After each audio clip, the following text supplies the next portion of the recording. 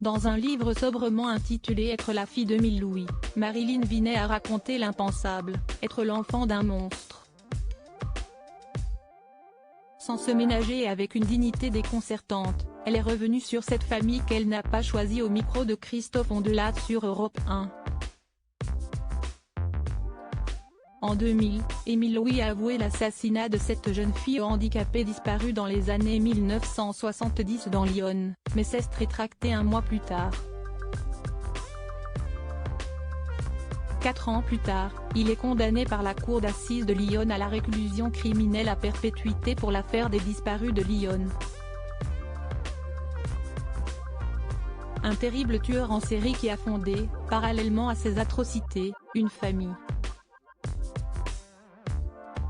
Marilyn Vinet en fait partie, Siesti sa fille aînée, née de son mariage avec Chantal Delagneau. 15 ans après la sortie de son livre Être la fille de 1000 louis, elle s'était confiée au micro de Christophe Ondelat en 2021, sur Europe 1. Retour sur son interview à cœur ouvert, sans tabou. Le journaliste spécialisé dans les affaires criminelles Christophe Ondelat demande à son invité s'il est possible de tourner la page quand on est la fille de 1000 louis, mort en 2013. Sans détour, elle répond « Je ne pense pas que je pourrais la tourner un jour. Bien sûr il y a des moments où je n'y pense pas. Point, mais ça sera toujours présent. Je ne pense pas forcément à Émile mais à toutes les atrocités qu'il a pu commettre. Il n'y a pas une journée sans que je sois ramenée, d'une façon ou d'une autre, dans cette atmosphère, dans cette famille. Ça pèse très lourd. Bien sûr, maintenant, j'ai une autre vie, j'ai des enfants, des petits-enfants, et je suis très bien comme ça. Mais quand même, il y a toujours quelque chose. Face à l'horreur, Marilyn Vinet aurait pu être tentée d'être dans le déni ou de lui trouver des excuses. Mais non, ce qu'elle veut, Siesti essayer de comprendre comment un être humain peut en arriver là. À devenir ce salopard. Son objectif en tant que femme, mère et grand-mère, sortir de la spirale infernale qui a marqué sa famille.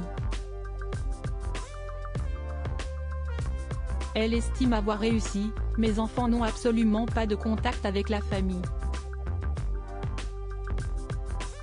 Mon mari et moi mettons un point d'honneur à ce que nos enfants aient une vie saine, loin de tout ce tumulte. Comme tout parent, elle cesse de poser des questions lorsqu'elle est devenue maman, mais ses références étaient compliquées. Elle fait toutefois un portrait nuancé de sa mère, maman était très différente de ce qu'elle a été par la suite. Nous partagions de très bons moments. J'étais l'aînée. Impliquée pour garder ses frères et sœurs, se sentant investie d'une mission, elle garde certains bons souvenirs. Et puis il y a les blessures qui ne s'effacent pas, comme le viol qu'elle a subi à l'âge de 5 ans par son père et dont sa mère aurait eu connaissance. Je pense qu'elle avait un doute parce qu'on avait une vieille voisine qui s'était prise d'amitié pour ma mère.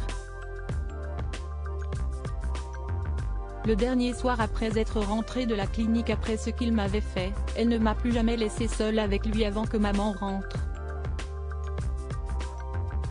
Une mère qui a tout fait pour préserver l'intégrité familiale, passant sous le silence les agissements de son mari pour éviter le qu'un dira-t-on. Elle voulait préserver ses fils, plus que ses filles.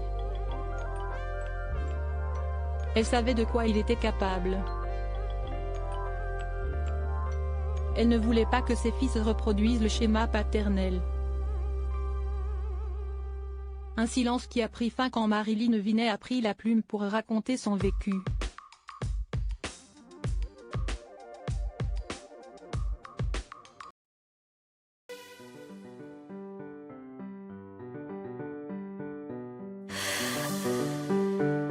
The man I love just had